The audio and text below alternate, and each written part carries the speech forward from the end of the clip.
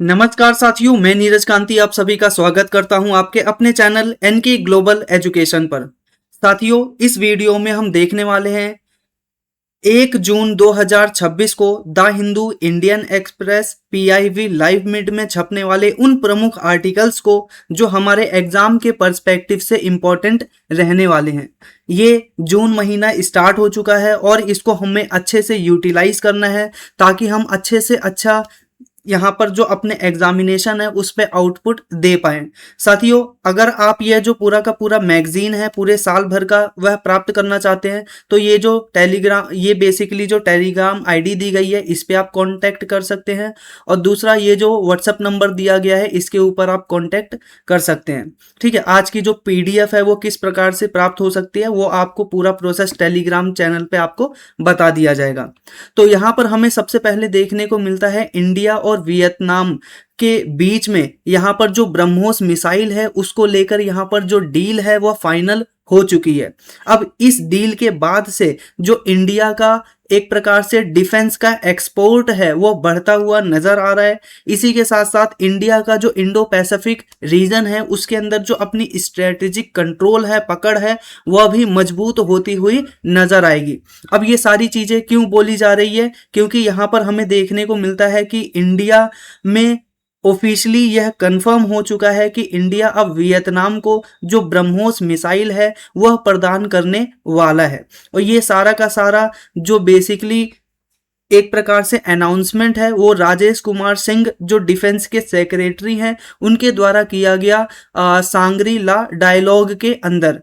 ठीक है, अब यहाँ पर हमें देखने को मिलता है कि इसी बीच में उन्होंने इंडोनेशिया के साथ जो अपना फाइनल डिस्कशन है या फाइनल स्टेज पर ब्रह्मोस को बेचने की तैयारी चल रही है उसके बारे में भी बताया है। और फिलहाल यहाँ पर वियतनाम के बारे में हम यहाँ पर देख रहे हैं। तो इसी के साथ यहाँ पर हम बात करते हैं कि ये ब्रह्मोस मिसाइल आखिरकार है क्या। तो ब्रह्मोस मिसाइल क्या है? एक प्रकार का सुपरसोनिक क्रूज मिसाइल है, यानी हवा की गति से भी यह तेज चलता है। इसी के साथ इसको डेवलप किया गया है डीआरडीओ के माध्यम से, यानी इंडिया के defence research and development organisation. और इसके साथ हमें देखने को मिलता है रशिया का एनपीओ माशिनोएस्त्रोनिया, ये बेसिकली रशियन नाम है। आप यहाँ पर देख सकते हो दोनों ने मिलकर बेसिकली क्या है इस ब्रह्मोस मिसाइल को डेवलप किया है। अब बात आती है कि इसका जो नामकरण है वो ब्रह्मोस क्यों किया गया। तो इसका नामकरण इंडिया और रशिया की दो नदियों के आधार पर रखा गया है। पहला इंडिया में बहने वाली जो ब्रह्मपुत्र रिवर है वो, और दूसरी तरफ मोस्कवा। दोनों नदियों का एक प्रकार से वर्ड का यूज करके यहाँ पर हमें ब्रह्मोस मिसाइल का जो नामकरण है वो देखने को मिलता है। अगर हम बात करें कि जो ब्रह्मोस है उसके कुछ स्पेसिफिक फीचर्स क्या है तो हमें यहाँ पर नजर आ रहा है कि ये सुपरसोनिक क्रूज मिसाइल है। ठीक है, अब क्रूज मिसाइल बैलिस्टिक मिसाइल क्या होता है एक बार आप यहाँ पर इसके माध्यम से देख सकते हो। देखो, जो क्रूज मिसाइल होता है वो बेसिकली क्या है, एटमोस्फेयर का अंदर रहकर क्या करता है, अटैक करता है। और जो बैलिस्टिक मिसाइल्स होती हैं उसके अंदर हमें देखने को मिलता है कि वो पहले क्या करता है, एटमॉस्फेयर से बाहर जाता है और फिर उसके बाद वो क्या करता है, ग्रेविटी का यूज करता है और अटैक करता है। इसको इमेज के माध्यम से इस प्रकार से समझ सकते हैं कि मान लीजिए हमें अटैक करना है और ये है पूरा अपना आकाश। ठीक है, अब यहाँ पर आपने अटैक किया और जो यहाँ पर आप देख रहे हो क्रूज मिसाइल, ये क्रूज मिसाइल क्या करती है कि एटमॉस्फेयर के अंदर यानी आकाश के अंदर रह के दुश्मन का जो बेसिकली ठिकाना है उसके ऊपर अटैक करता है। वहीं पर यहाँ पर जो दूसरा मिसाइल सिस्टम देखने को मिलता है बैलिस्टिक मिसाइल सिस्टम, ये बेसिकली क्या है, जो आकाश है, जो पूरा अर्थ का एटमॉस्फेयर है उससे भी बाहर चला जाता है और फिर उसके बाद तेजी से नीचे की ओर आता है अटैक करने के लिए। अब इसमें क्या है, जब वह नीचे की तरफ आता है तो जो ग्रेविटी है उसका भी यूज करता है ताकि ज्यादा से ज्यादा डिस्ट्रक्शन मचाया जा सके।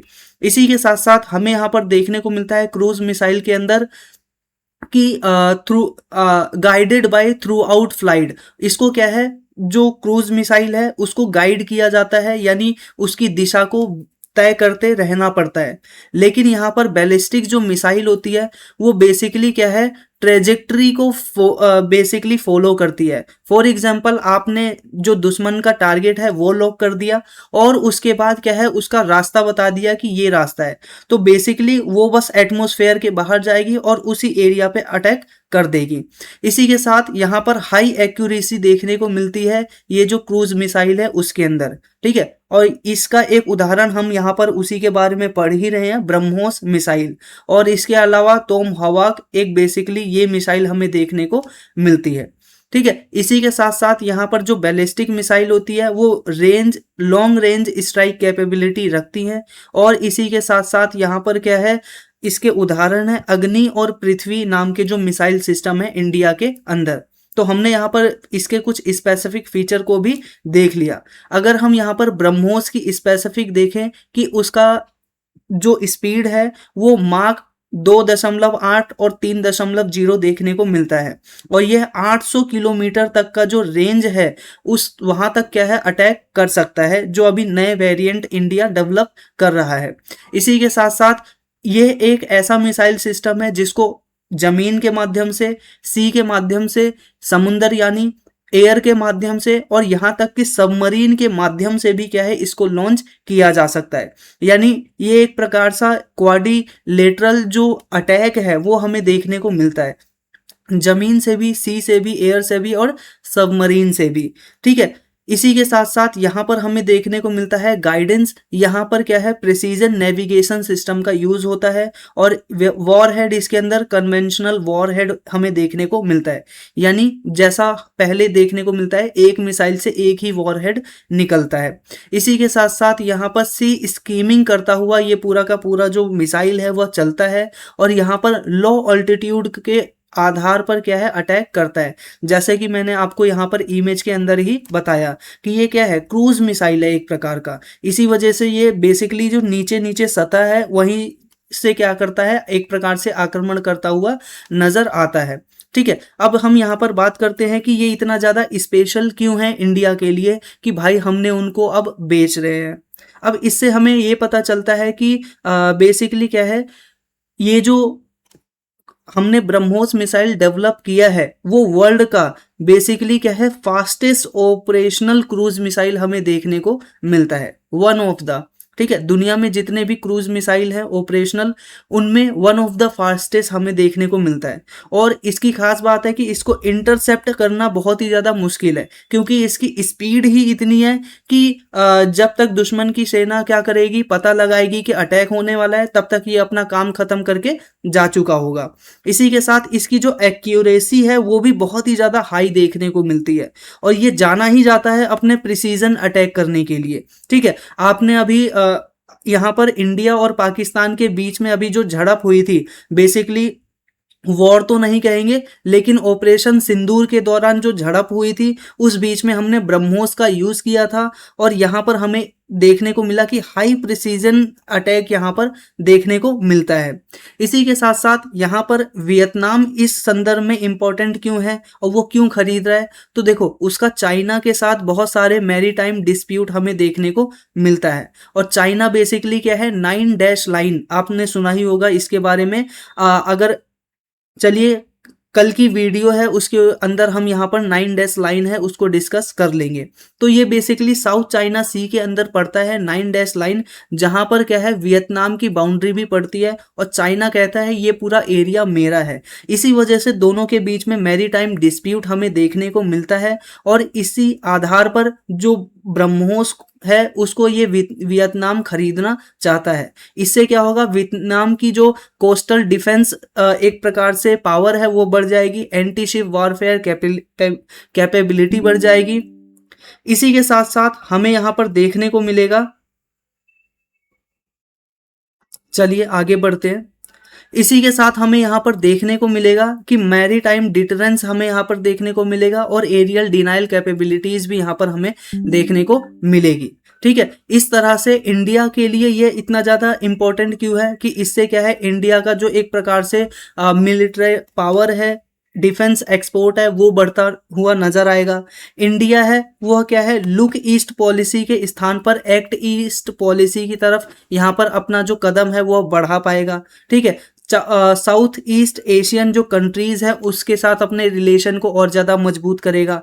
इंडो पैसिफिक रीजन के अंदर जो अपना एक प्रकार से प्रेजेंस है वो भी बढ़ा पाएगा। ठीक है, इसके साथ साथ हमें यहाँ पर देखने को मिलेगा कि जो चाइना का इन्फ्लुएंस है, ठीक है, इंडिया और उसकी नेबरिंग कंट्री के ऊपर, वो क्या है, कम होता हुआ नजर आएगा। ठीक है, जिससे क्या है, इंडिया को भी एक फायदा ये होगा कि इंडिया का एक प्रकार से जो स्ट्रेटेजिक या फिर डिफेंस का एक प्रकार से दुश्मनी है या दूसरे तरफ से कंपटीशन है वो कम होता हुआ नजर आएगा। इसी के साथ हम यहाँ पर देखते हैं इंडिया और वियतनाम के स्ट्रेटेजिक पार्टनरशिप किस प्रकार की है। तो हम क्या है, पहले से ही कॉम्प्रिहेंसिव स्ट्रेटेजिक पार्टनरशिप को फॉलो करते हैं, चाहे वो डिफेंस कोऑपरेशन के संदर्भ में हो, maritime security, energy exploration, trade, investment, capacity building, और इंडो पैसिफिक रीजन के अंदर हम पहले से ही क्या है, अपना कोऑपरेशन बनाते हुए चल रहे हैं। इसी तरह से हम यहाँ पर देखते हैं कि इंपॉर्टेंस ऑफ साउथ चाइना सी। ठीक है, अब नॉर्मल सी बात है, ये यहाँ पर क्या है, जब हम उसको ब्रह्मोस बेचेंगे वियतनाम को, तो साउथ चाइना सी के अंदर जो चाइना का प्रेजेंस है वो कम होता हुआ नजर आएगा। इसके साथ यहाँ पर इसकी अगर इम्पोर्टेंस की बात करें तो हमें नजर आता है कि दुनिया का 1/3 ऑफ ग्लोबल ट्रेड इसी एरिया से पास होकर हमें यहाँ पर देखने को मिलता है। ठीक है, और स्पेसिफिकली यहाँ पर चाइना की बात की जा रही है, और यहीं पर क्या है, बहुत बड़े पैमाने पर हमें ऑयल और जो गैस है उसके रिजर्व देखने को मिलते हैं। ठीक है, जहां पर क्या है, चाइना अपना बेसिकली कंट्रोल जमाने की कोशिश करता है। ठीक है, और यहाँ पर क्या है, इसके जो साउथ चाइना सी है उसके अंदर बेसिकली कौन कौन सी कंट्रीज आती हैं, चाइना आता है, वियतनाम आता है, फिलीपींस आता है, मलेशिया आता है, ब्रुनई आता है और ताइवान आते हैं।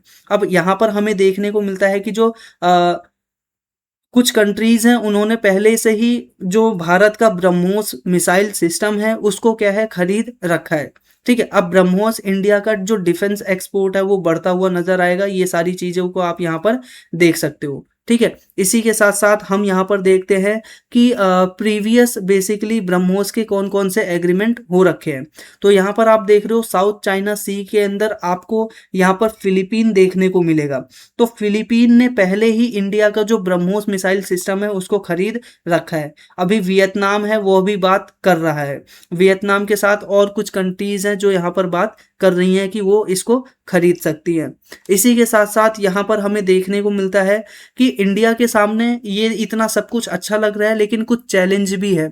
ठीक है, इंडिया को यहाँ पर ध्यान देना होगा कि जो टेक्नोलॉजी है उसका प्रोटेक्शन हो पाए। कहीं पता चले हमने इनको बेचा और उन्होंने क्या उसका रिवर्स इंजीनियरिंग किया और उसकी टेक्नोलॉजी को वो दूसरी दुनिया के अन्य देशों को बेचने लग रहे हैं। यानी जो सेंसिटिव टेक्नोलॉजी है उसको क्या है, सिक्योर करके रखना या सिक्योर ट्रांसफर हो, इस बात का क्या है, हमें ध्यान रखना पड़ेगा।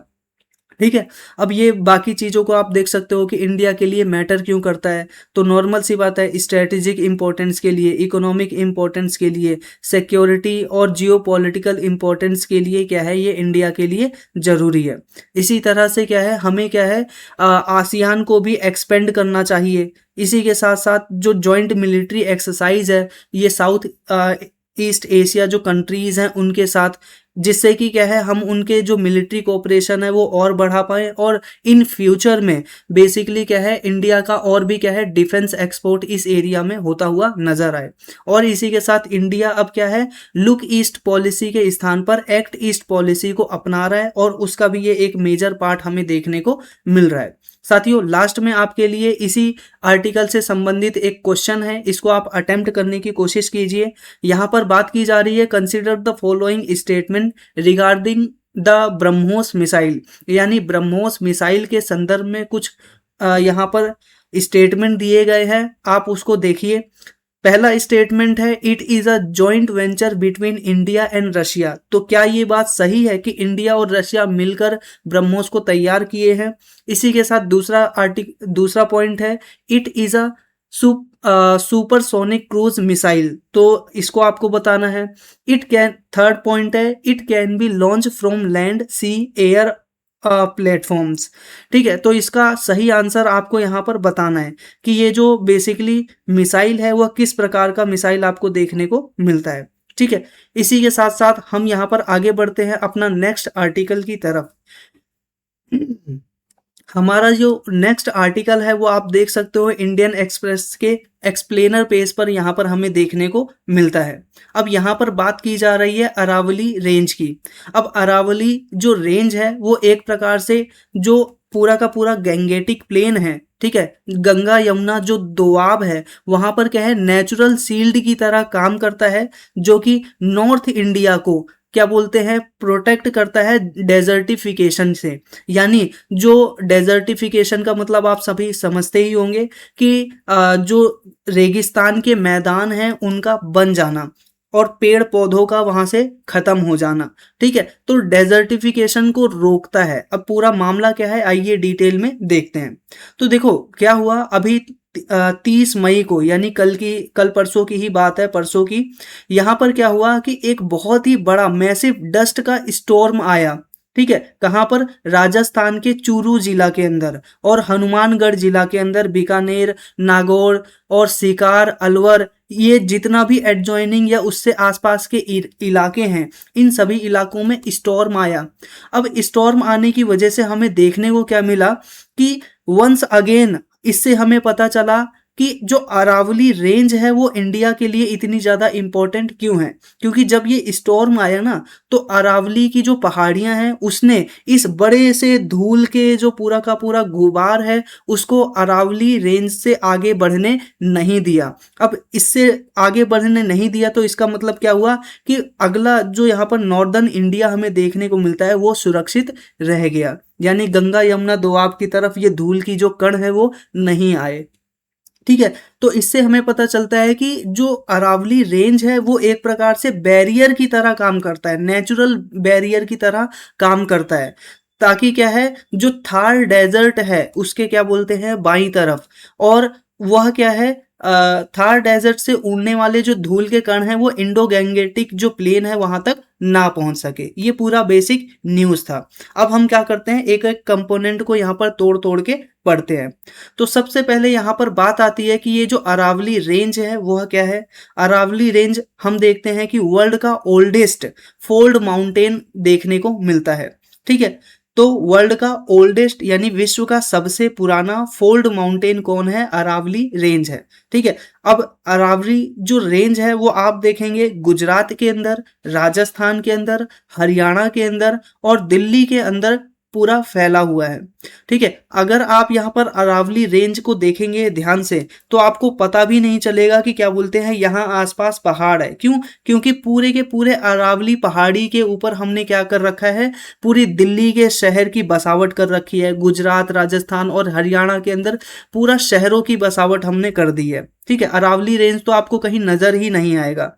क्यों? क्योंकि यहाँ पर हमें इस प्रकार से उसका क्या बोलते हैं इरोजन देखने को मिल रहा है। अब इसका पूरे लेंथ की बात करें तो 700 किलोमीटर देखने को मिलता है।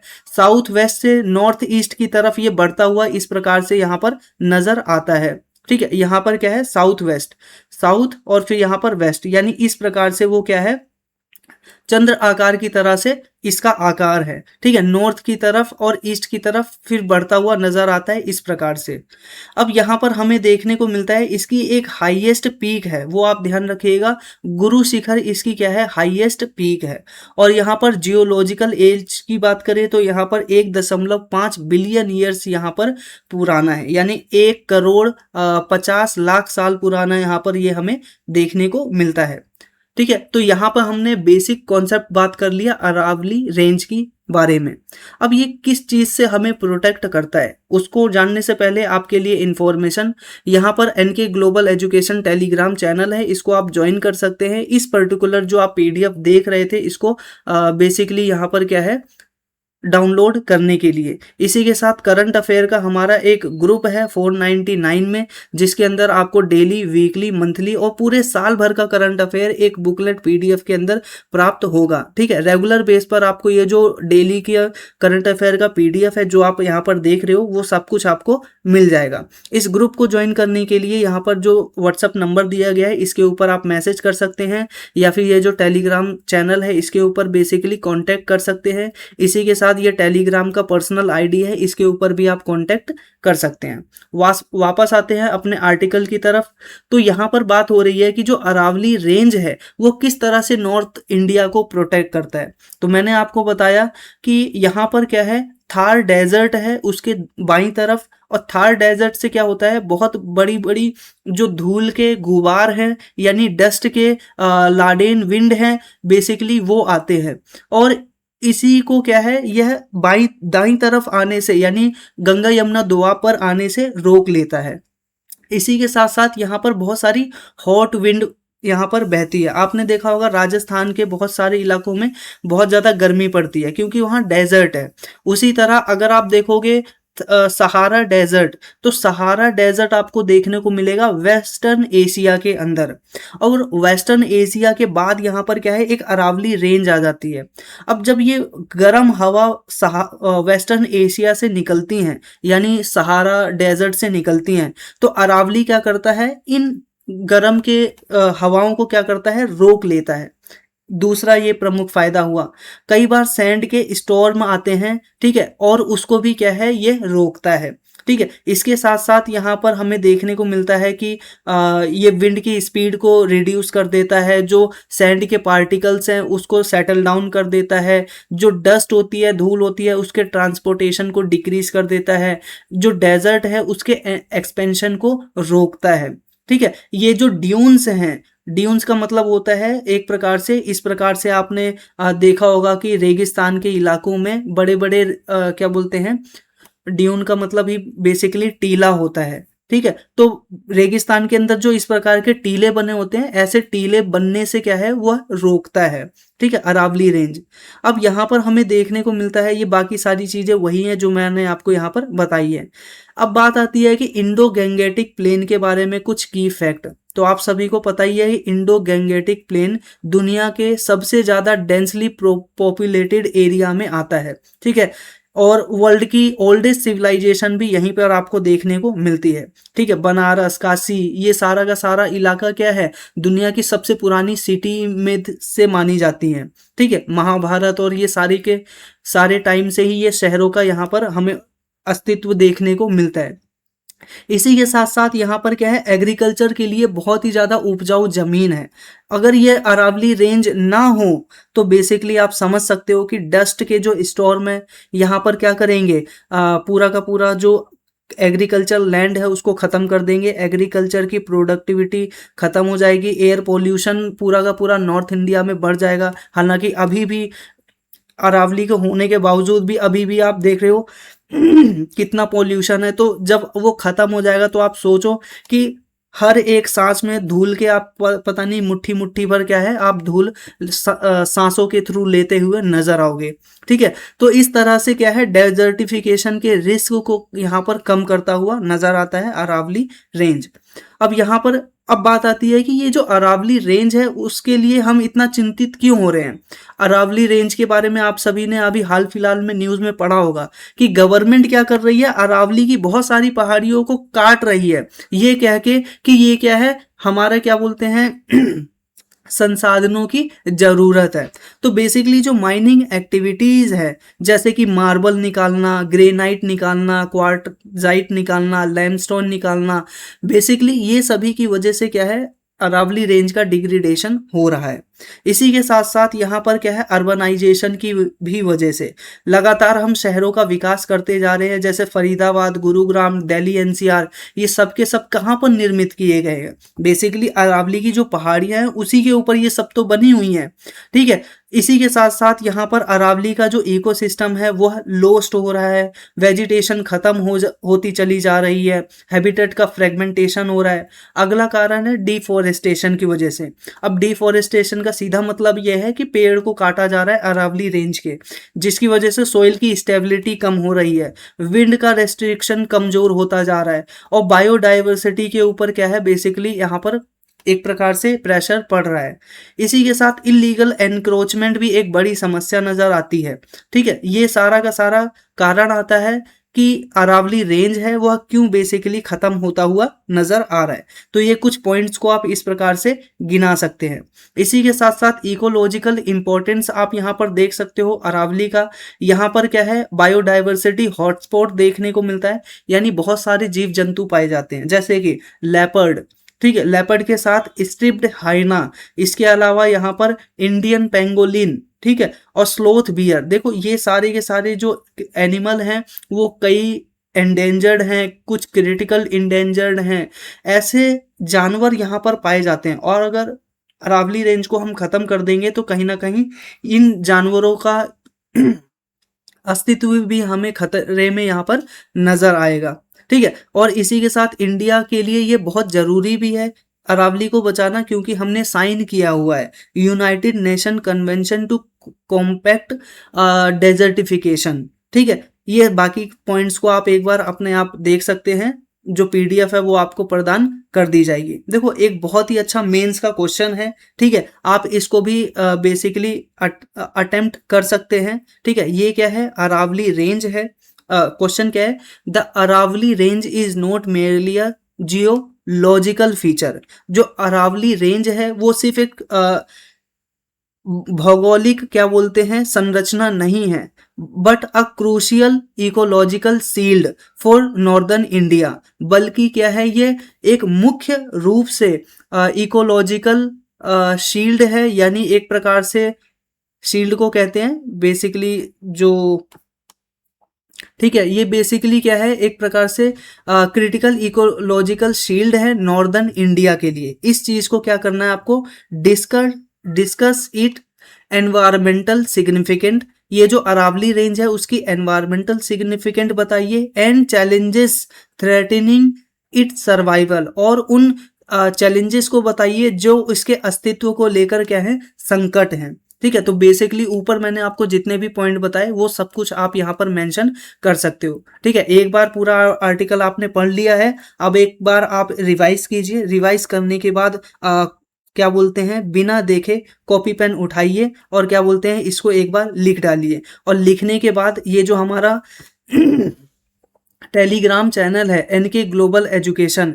यहाँ पर जाकर आप लिख के इसको दिखा भी सकते हैं कि ये हमारा क्या है, आंसर है, ठीक है। प्रीलिम्स के लिए भी एक क्वेश्चन है, आप यहाँ पर इसको अटेम्प्ट कर सकते हैं।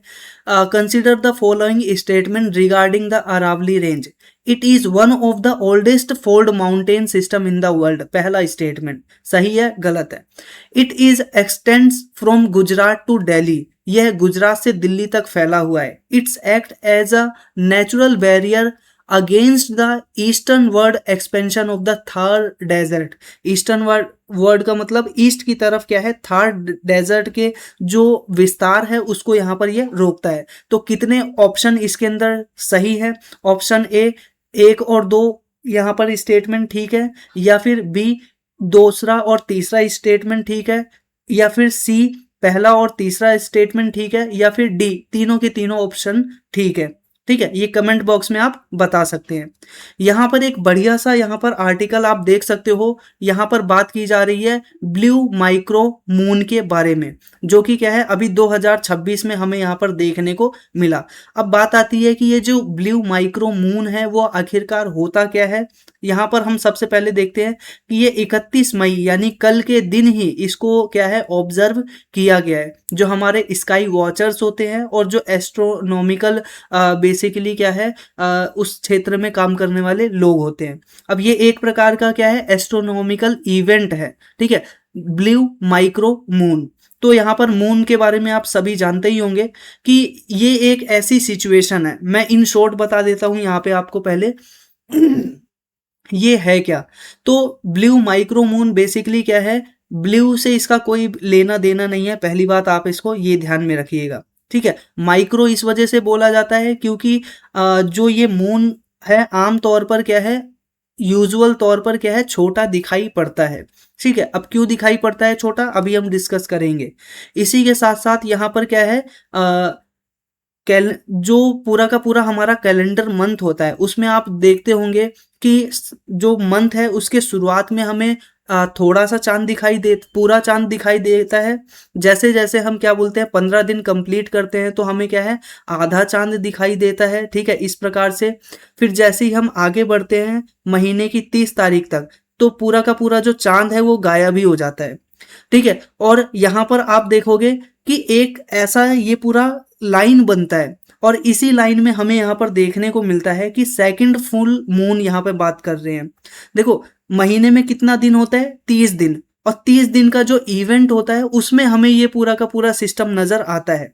लेकिन कुछ मंथ के अंदर आप देखते होंगे 31 दिन होता है। तो जिस महीने में हमें 31 दिन देखने को मिलते हैं, तो नॉर्मल सी बात है, जब ये पूरा मून एकदम डिसअपेयर हो चुका है, यहाँ पर आप देख रहे हो पूरा चांद दिख रहा है मान लीजिए। ठीक है, अब 15 दिन बाद आधा चांद दिख रहा है। फिर महीने का जो पूरा अंत है उसके अंदर आप देख रहे हो मून पूरा डिसअपेयर हो चुका है। लेकिन जैसे ही 1 तारीख आएगी तो मून दोबारा से दिखेगा, और यहाँ पर 31 का महीना है, तो इसका मतलब क्या हुआ कि ये जो मून है वो उसी महीने में ही, यानी मून क्या है उसी महीने में ही 31वें दिन क्या है पूरा होता हुआ नजर आएगा। फुल मून यहाँ पर आपको देखने को मिलेगा।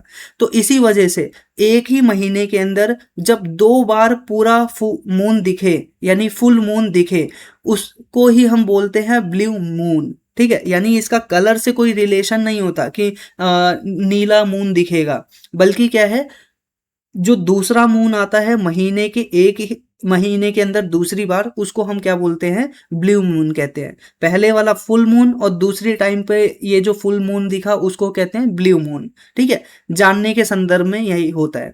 अब यहाँ पर जो नासा है उसने बताया है कि ये क्या है, स्मॉलेस्ट, फार्देस्ट और यहाँ पर डिमनेस्ट फुल मून हमें देखने को मिला 2026 के अंदर। अब फार्देस्ट का मतलब बहुत दूर देखने को मिला, बहुत ही धुंधला देखने को मिला, और बहुत ही छोटा देखने को मिला ये मून। अब आइए बात कर लेते हैं पूरा अब डिटेल में, जो भी मैंने पॉइंट आपको बताया ये चीज मैंने आपको पहले ही बता दिया। ब्लू मून आखिरकार होता क्या है, तो महीने के दूसरा फुल मून जो होता है वो हमारा ब्लू मून कहलाता है। एक बात। अब दूसरा बेसिकली क्या बोला जा रहा है, यही बात यहाँ पर बताई गई है कि जो 31 को मून पड़ेगा वो क्या है, अपना फुल मून पड़ेगा, उसी को ही हम ब्लू मून कहते हैं। अब इसी के साथ एक और मून होता है जिसको हम कहते हैं सीजनल ब्लू मून। अब सीजनल ब्लू मून का ये मतलब हो गया कि जब एक सीजन के अंदर, ठीक, एक सीजन का मतलब 1-2 महीना जो हो गया, उसके अंदर अगर आपको 3 मून से ज्यादा देखने को मिल जाए, ठीक है, 3 मून से ज्यादा देखने को मिल जाए, उसको हम बोलते हैं सीजनल मून। ठीक है, और आमतौर पर हमें देखने को मिलता है एक सीजन के अंदर हमें 3 मून देखने को मिलते हैं। ठीक है, इसी के साथ साथ अब बात आती है माइक्रो मून किसे कहते हैं। तो देखो, हम सभी जानते हैं कि जो पूरा मून है, यहाँ पर हम जो पृथ्वी है वो सूरज के चक्कर लगाती है, और बेसिकली जो मून है वो अर्थ का चक्कर लगाती है। तो मान लीजिए यहाँ पर है अर्थ, और ये रहा आपका मून। ठीक है, ये भी क्या है, एलिप्टिकल पाथ में क्या करती है, चक्कर लगाती है अर्थ के। ठीक है, अब एलिप्टिकल का मतलब होता है पूरी तरह से गोल ना होकर, ये बेसिकली क्या है, अंडाकार पथ यहाँ पर हमें देखने को मिलता है। अब जब ये एलिप्टिकल वे में पाथ में क्या करती है, सर्कल कर यानी चक्कर लगाती है, तो आप यहाँ पर देख रहे हो 2 सिचुएशन है, एक ये वाली और ये वाली, और दूसरी सिचुएशन है ये वाली। ठीक है, जब मून क्या है, अर्थ के एकदम पास में रहती है, ठीक है, ये वाला मून देख रहे हो आप, और यहाँ पर नीचे की तरफ ये वाला मून, जब अर्थ के पास में ये जो मून रहती है इसको हम बोलते हैं पेरिजी मून। ठीक है, और जब ये मून अर्थ के मून क्या है, दूर होता है, यहाँ पर आप दाईं और बाईं साइड जो मून देख रहे हो उसको कहते हैं, इस सिचुएशन को हम बोलते हैं एपेरिजी मून। ठीक है, तो यहाँ पर 2 कॉन्सेप्ट और बता दिए मैंने, पेरिजी और एपेरिजी। अब देखो, ये जितना भी पॉइंट बता रहा हूँ वो ज्योग्राफी के पॉइंट से बहुत ही ज्यादा इंपॉर्टेंट है। ठीक है, और इसी वजह से क्या है मैं यहाँ पर ये सारी चीजों को डिटेल में बता रहा हूँ, क्योंकि एग्जाम में आपसे पूछा जा सकता है। देखो, जब मून हमारे अर्थ के पास में होता है तो हम उसको कहते हैं पेरिजी। ठीक है, और जब मून हमारे अर्थ के दूर होता है तो हम उसको बोलते हैं अपोजी। ठीक है, अब इसी के साथ साथ when a full moon occurs near apogee it smaller. अब नॉर्मल सी बात है, यहाँ पर आप इमेज में ही देख सकते हो कि अर्थ के पास में अगर ये मून है तो नॉर्मल सी बात है, ये जो मून है वो हमें बड़ा देखने को मिलेगा। ठीक है, जो चीज जितनी पास होती है उतना ज्यादा बड़ा नजर आता है। अब ये अर्थ से क्या है, आप यहाँ पर अपोजी में देख रहे हो कि ज्यादा दूर है, और ज्यादा दूर का मतलब क्या है, ज्यादा हमें छोटा दिखेगा। तो यहाँ पर यही बोल रहा है कि अपोजी जो सिचुएशन होती है उसके अंदर जो मून है वो छोटा नजर आता है, और स्लाइटली यहाँ पर डिमर नजर आता है। डिमर यानी धुंधला नजर आता है, और छोटे होने की वजह से इसको क्या है, माइक्रो मून कहा जाता है इस समय पर।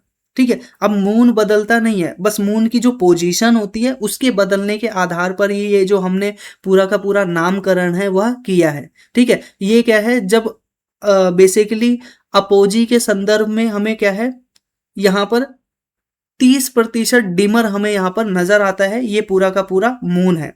अब यह मून के संदर्भ में कुछ और देख सकते हो, यहाँ पर फुल मून जब पूरा चांद दिखता है, क्वार्टर मून जब आधा दिखता है, फुल मून जब पूरा, सॉरी यहाँ पर न्यू मून का मतलब ये होता है कि मून दिखता ही नहीं है, पूरी तरह से छुपा हुआ है।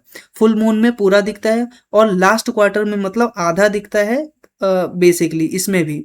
ठीक है, अब यहाँ पर एक और कॉन्सेप्ट आपको मैं बता देता हूँ, हाई टाइड और लो टाइड का। देखो, अर्थ है, अर्थ के ऊपर ग्रेविटी होती है, उसी तरह चांद के ऊपर भी क्या होती है, ग्रेविटी होती है। अब मान लो क्या है, चांद अर्थ के चारों इस तरफ चक्कर लगा रहा है। ठीक है, ये है मून। अब ये क्या है, एक ही मून है हालांकि अर्थ के ऊपर, लेकिन क्या है, अलग अलग सिचुएशन दिखाने के लिए मैंने आपको 4 मून यहाँ पर बनाकर दिखाए हैं। मान लीजिए जो मून है वो इस तरफ है। ठीक है, और यहाँ पर क्या करेगा, बेसिकली जितना भी अपनी ग्रेविटी है उससे क्या करेगा, अर्थ के ऊपर चीजें हैं उसको क्या है, अपनी ओर खींचेगा। तो इस वजह से हमें यहाँ पर देखने को मिलता है कि अर्थ का जो पानी है वो क्या है, उस मून की तरफ खिंचता हुआ नजर आएगा। तो यहाँ पर जब भी मून का जो बेसिकली ग्रेविटी की वजह से अर्थ का जो पानी है उस तरफ खींचेगा, और खींचने के बाद क्या है, जैसे ही मून दूसरी तरफ आएगा उससे क्या होगा कि जो जल की धाराएं हैं वो भी क्या है, नीचे की तरफ बैठ जाएंगी। और इस तरह से जब पूरा का पूरा समुंदर है उसके अंदर आप यहाँ पर देखोगे इस प्रकार से लहरें उत्पन्न होंगी। तो यहाँ पर यही लहरों को यहाँ पर लो टाइड और हाई टाइड के नाम से जाना जाता है। जब हम बेसिकली देखते हैं फुल मून है तो ये जो टाइड है वो हाई हो जाता है, न्यू मून है तो यहाँ पर टाइड है वो लो हो जाता है। ठीक है, न्यू मून में आप देख रहे हो कि चांद हमें दिख नहीं रहा, और जब चांद दिख ही नहीं रहा तो क्या बोलते हैं, वो पानी को खींचेगा कैसे। तो इस वजह से यहाँ पर हमें देखने को मिलता है लो टाइड, यानी जो यहाँ पर जल की धाराएं वो नीचे हैं, और यहाँ पर क्या है, जल की धाराएं क्या है, वो ऊंची ऊंची उठ रही हैं। ठीक है, और यहाँ पर टाइड का सीधा सा मतलब ही यही है कि जब जल की धाराएं बहुत ऊंची उठती हैं और नीचे की तरफ गिरती हैं, इसी को बोला जाता है टाइड। ठीक है, और यहाँ पर क्या बोलते हैं, स्प्रिंग टाइड के नाम से भी इसको जाना जाता है। ठीक है, जैसे मैंने आपको यहाँ पर स्प्रिंग बना के दिखाया है।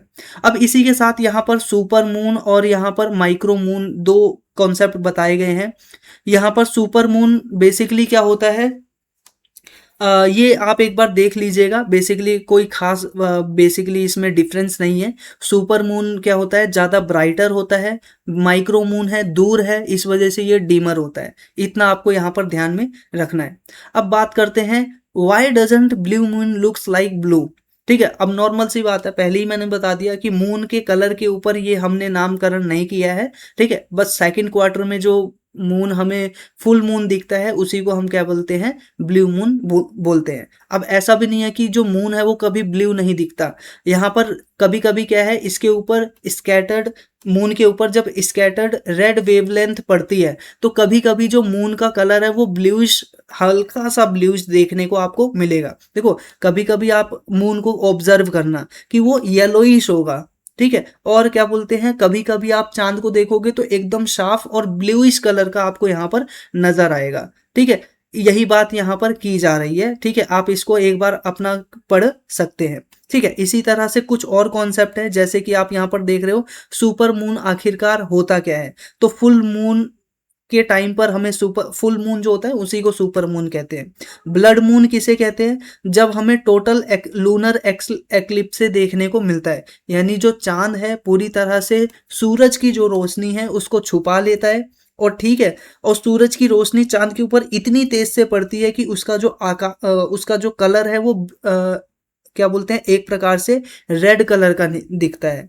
ठीक है, इसी के साथ साथ यहाँ पर आप देख सकते हो हार्वेस्ट मून, बेसिकली ये ऑटम इक्विनिक्स जो बेसिकली होता है, ऑटम इक्विनिक्स आप जानते ही होंगे, जब जो बेसिकली ये मून है वो क्या बोलते हैं इस सिचुएशन पे होता है, नॉर्थ और साउथ की तरफ होता है, तो हम उसको बोलते हैं ऑटम इक्विनिक्स।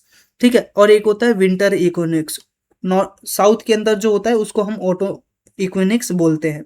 अब यहाँ पर एक कॉन्सेप्ट है ब्लैक मून। ठीक है, black moon basically new moon को कहते हैं, जब मून क्या है अभी काले रंग का है, अभी वो क्या है नया मून बनने वाला है। स्ट्रॉबेरी मून बेसिकली यहाँ पर जून के महीने में जो भी मून हमें दिखे वो क्या बोलते हैं स्ट्रॉबेरी मून हमें देखने को मिलता है, बस ये नामकरण का ही फर्क है।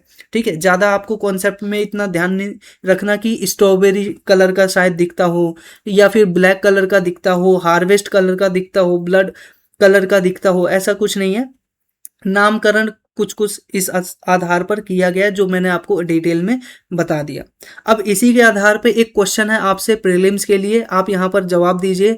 अ micro moon occurs when a full moon is near apogee. ठीक है, एक स्टेटमेंट। दूसरा statement, a blue moon necessarily appears blue in colour.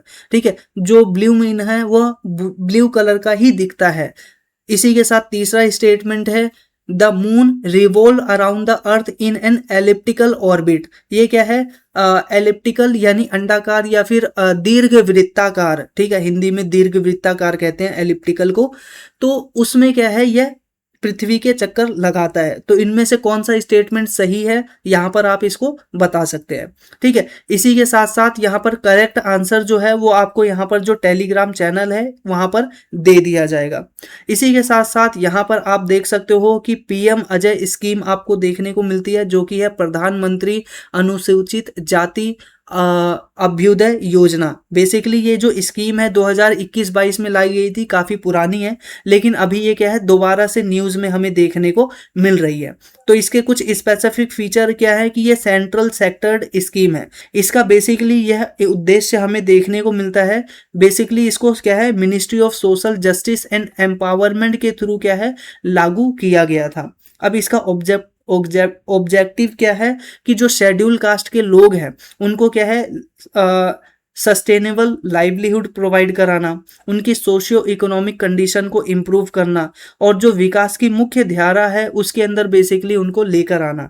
और इसके लिए उन्होंने क्या किया, एससी मेजोरिटी जो विलेजेस हैं उनके लिए ये स्कीम हमें देखने को मिलती है, और स्किल डेवलपमेंट को भी इसके अंतर्गत प्रमोट किया गया है। अब देखो मैंने यहाँ पर बात की कि यहाँ पर क्या है एससी मेजोरिटी जो ग्राम है उसको क्या है विशेष तवज्जो दिया जाएगा। इसका मतलब आदर्श ग्राम का जो कंपोनेंट है वह भी हमें देखने को मिलता है। आदर्श ग्राम का कंपोनेंट क्या है कि जहां पर एससी एसटी की संख्या ज़्यादा है वहां पर इस स्कीम को लॉन्च किया जाएगा, यानी 50% से ज़्यादा जहां पर क्या है एससी की पॉपुलेशन जिस विलेज के अंदर ज़्यादा है, और यहाँ पर 580% अगर एक गांव में है तो यहाँ पर उस स्कीम को यहाँ पर लागू किया जाना है। और यहाँ पर क्या क्या फ़ायदे हैं वो हमने पहले ही देख लिया है कि जो स्टेट है वो ग्रांट प्रोवाइड कराएगा, बेसिकली स्टेट को और डिस्ट्रिक्ट लेवल पे प्रोजेक्ट चलाए जाएंगे, इनकम जनरेशन के, स्किल डेवलपमेंट पे, इंफ्रास्ट्रक्चर प्रोजेक्ट के और कम्युनिटी एसेट के।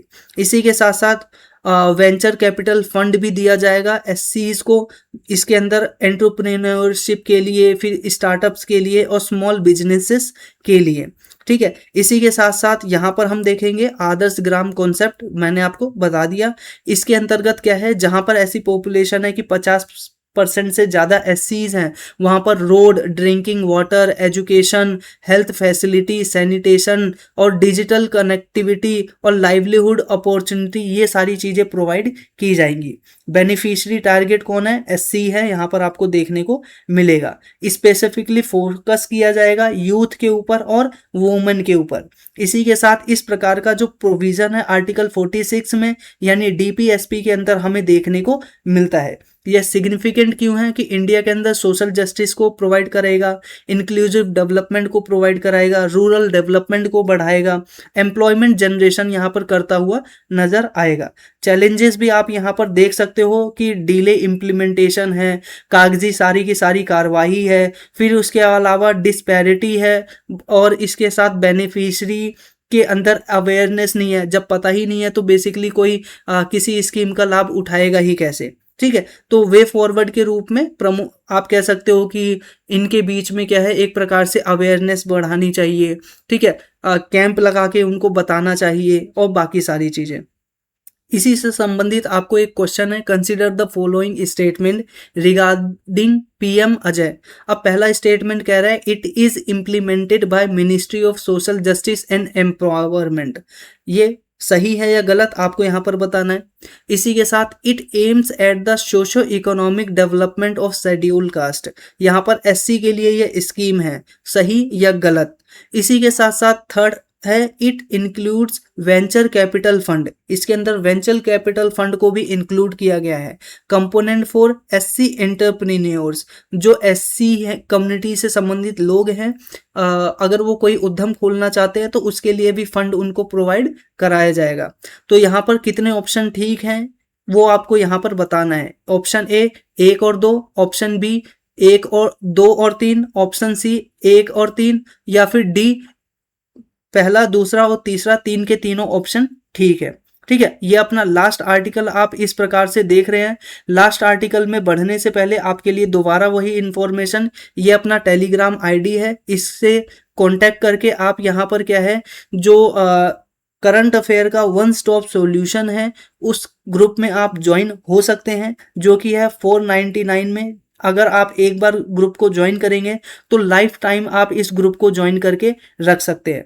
इस ग्रुप में आपको क्या मिलेगा, डेली बेस पर जो करंट अफेयर की पीडीएफ है, वीकली बेस पर मंथली मैगजीन, और पूरे साल भर का जो करंट अफेयर का बुकलेट पीडीएफ फॉर्म है वो आपको यहाँ पर इसके अंदर देखने को मिलेगा। ठीक है, करंट अफेयर का वन स्टॉप सॉल्यूशन है। इसको प्राप्त करने के लिए सिंपल सा ये जो व्हाट्सअप नंबर दिया गया है इसके ऊपर आप कांटेक्ट कर सकते हैं। इसके अलावा कुछ फ्री पीडीएफ्स हैं, उनको भी एक्सेस करने के लिए या फिर ऊपर जो बताए गए प्रश्न हैं उनको जानने के लिए आप यहाँ पर NK global education Telegram channel पे ज्वाइन कर सकते हैं। वहां पर उसका आंसर जो है मेंशन कर दिया जाएगा।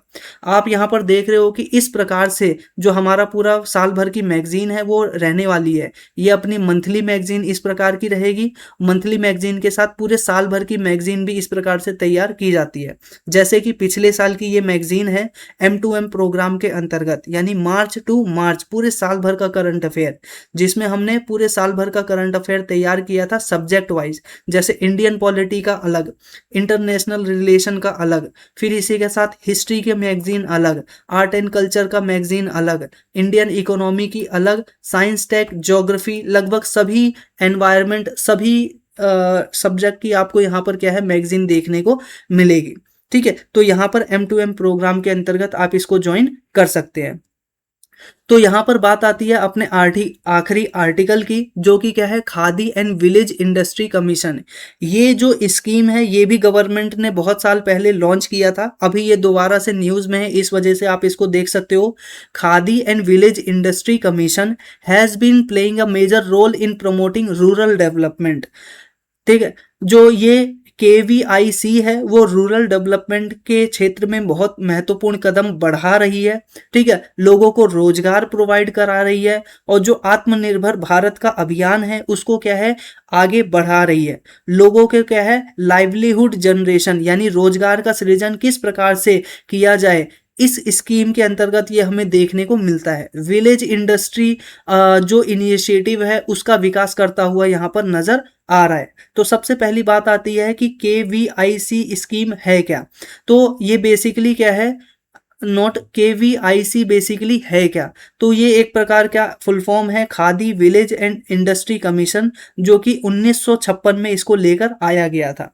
ये फंक्शन करता है ministry of micro small and medium enterprises के अंतर्गत। ठीक है, तो ध्यान रखिएगा, ministry of micro small and medium enterprises के अंतर्गत काम करता है कौन सा बेसिकली संस्था KVIC, जिसका नाम है खादी विलेज इंडस्ट्री कमीशन, जो कि 1956 में आया था। अब बेसिकली इसका ऑब्जेक्टिव क्या है? विलेज के अंदर जो खादी इंडस्ट्री है उसको प्रमोट करना, रूरल एम्प्लॉयमेंट को बढ़ाना, सेल्फ एम्प्लॉयड जो अपॉर्चुनिटी है उसको बढ़ाना, और अर्बन और रूरल जो माइग्रेशन है उसको कम करना। ये मोस्ट इंपॉर्टेंट पॉइंट है, इसको आप ध्यान में रखिएगा। इसी के साथ यहाँ पर क्रॉस नहीं, सही का निशान है, बेसिकली इसको आप जरूर से ध्यान में रखिएगा। और इस तरह से जो ट्रेडिशनल इंडस्ट्री है और आर्टिजन है उनको क्या है, प्रमोट करना, ये इस स्कीम का प्रमुख रूप से उद्देश्य है।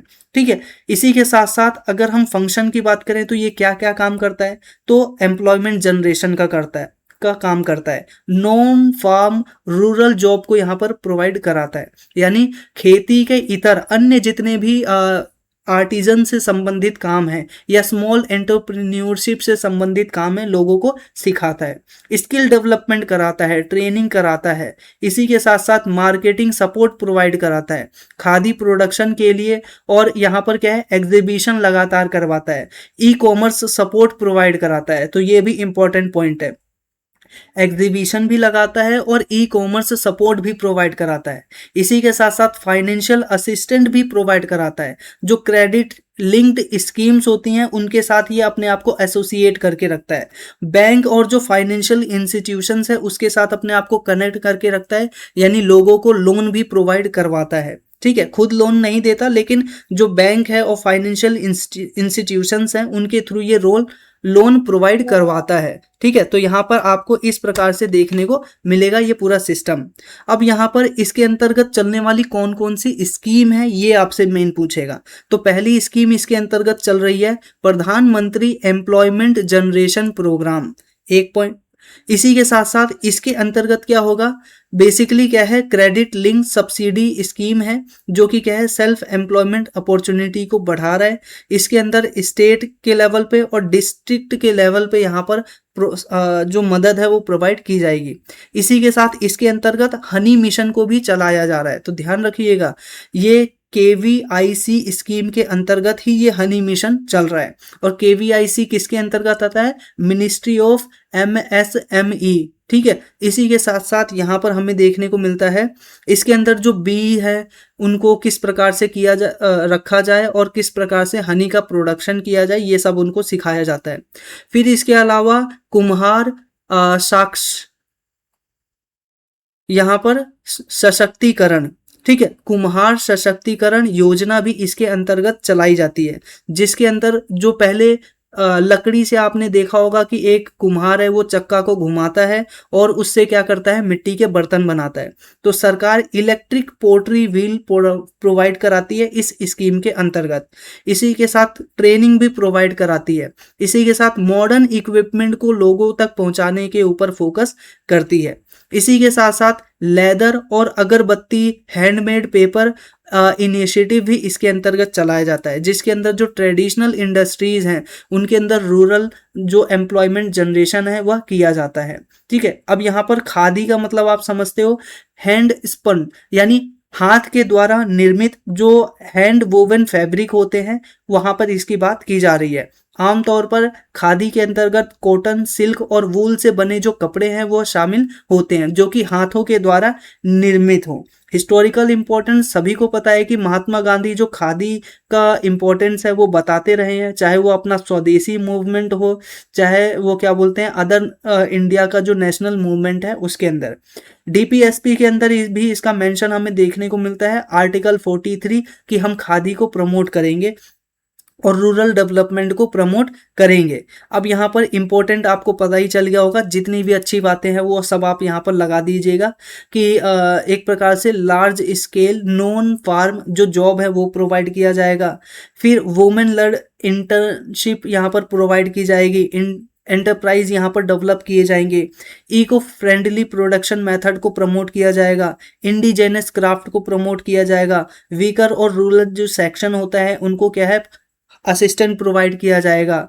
इसी के साथ जो बेसिकली खादी है उसको क्या है, और ज़्यादा प्रमोट किया जाएगा, जो कि गवर्नमेंट का इनिशिएटिव हमें देखने को मिलता है। तो इस प्रकार से ये हम देख रहे हैं वे फॉरवर्ड और चैलेंजेस को आप एक बार अपने आप यहाँ पर इसको देख सकते हो। तो हमने यहाँ पर जो पूरा का पूरा आर्टिकल है डिटेल में डिस्कस कर लिया है। यहाँ पर हमने 1 जून 2026 को, मुझे उम्मीद है आपको इस महीने का जो पहला आर्टिकल है वो ज़रूर पसंद आया होगा। अगर वीडियो आपको पसंद आई है तो वीडियो को लाइक ज़रूर कर दीजिए, चैनल को सब्सक्राइब कर लीजिए रेगुलर बेस पर वीडियो देखने के लिए। ठीक है, इसी के साथ साथियों मिलते हैं आपसे नेक्स्ट वीडियो में, तब तक के लिए नमस्कार।